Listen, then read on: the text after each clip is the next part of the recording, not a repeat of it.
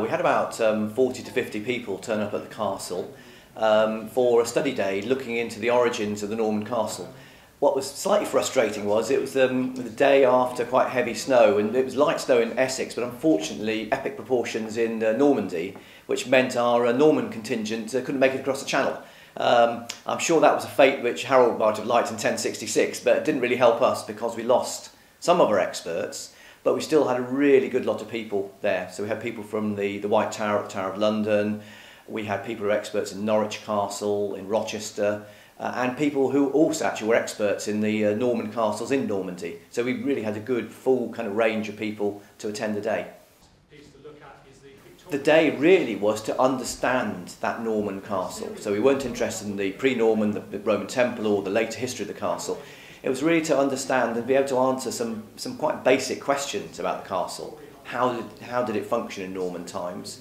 And also maybe such basic questions, how tall it was. We've been working for some years now with our colleagues in a number of French museums, and in particular at Caen Castle and Falaise Castle. And that opportunity has been afforded to us by the European Union, who through their Norman Connections project have funded the work that we want to do with our Norman partners. And that's been absolutely fascinating, to be able to go round the castle at Caen or the castle at Falaise and look at the architecture and understand how it relates to the architecture here in Colchester, and see actually a progression over time from one particular style of window or type of flooring or whatever it is, and then see how it relates to what's going on here in Colchester, and then subsequently in Norwich and Rochester, who are the other partners that we've been working with in England. The uniqueness of the castle is certainly its size. We're inside the biggest donjon ever built in Europe, and that's quite something when there are over 1,000 of these buildings in Europe. But in addition to that, its great interest is actually that it has survived, because of these 1,000 there are only about 250 surviving to the extent that Colchester does. Now that the building is stripped bare for its refurbishment, I hope to be able to see some of the archaeological features that I've only been able to read about in things like Royal Commission reports.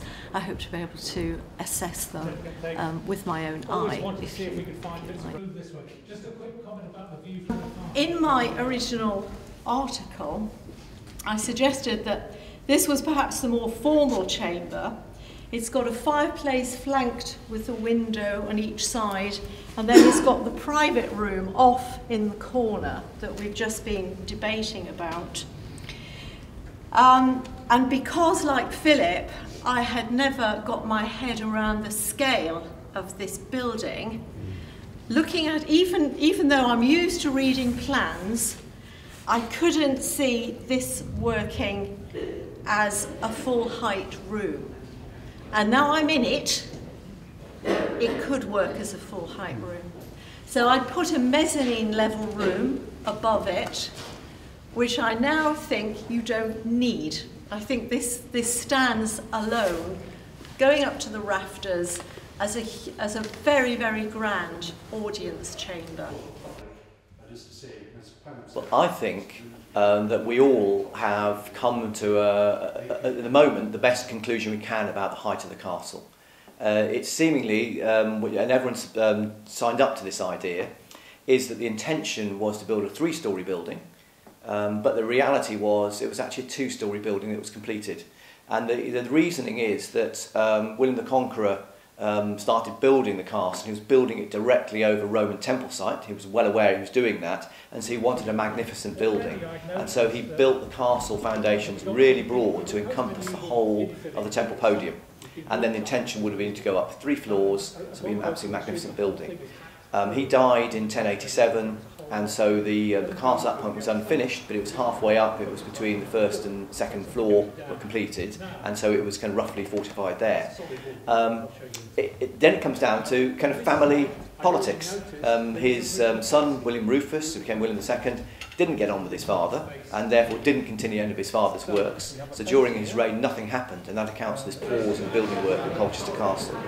But then, seemingly with the accession of Henry I in 1100, who did get on well with his father, he then continued his father's works. So he completed the castle, but because it was such an enormously broad base, they thought, well, I'm not actually going to bankrupt myself by completing it into the original plans. I'll just finish it off. So we'll finish off the second floor, put corner towers on, and we'll stop at that point.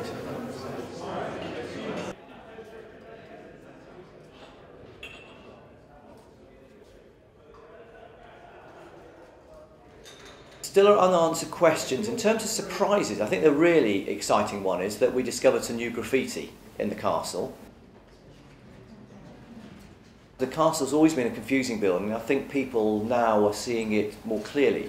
One of the really exciting things which is coming out from the day is that people have always been confused about how plain Colchester Castle is. And they're thinking, well, that's very strange. You know, the White Tower was being built at the Tower of London, very splendid, lots of decoration, and other things were having lots of decoration put on them. So it's a retrograde step. You then build Colchester Castle much plainer. And one of the ideas that was just voiced during the day was, well, maybe Colchester Castle is the earlier one. And maybe we say traditionally a date of 1076, and actually the date of 1068 was suggested, which is only 2 years after the Norman conquest. So it would mean that actually it was roles reversed, so that Colchester Castle, template for Colchester Castle, then became the model for the White Tower. Or maybe they had that model in their heads anyway, because Norman castles in Normandy were built to that style. But it would mean that if that were true, then it would actually put Colchester Castle older than the White Tower at the Tower of London. Just a theory, just a speculation, but it got the creative juices running of the various experts.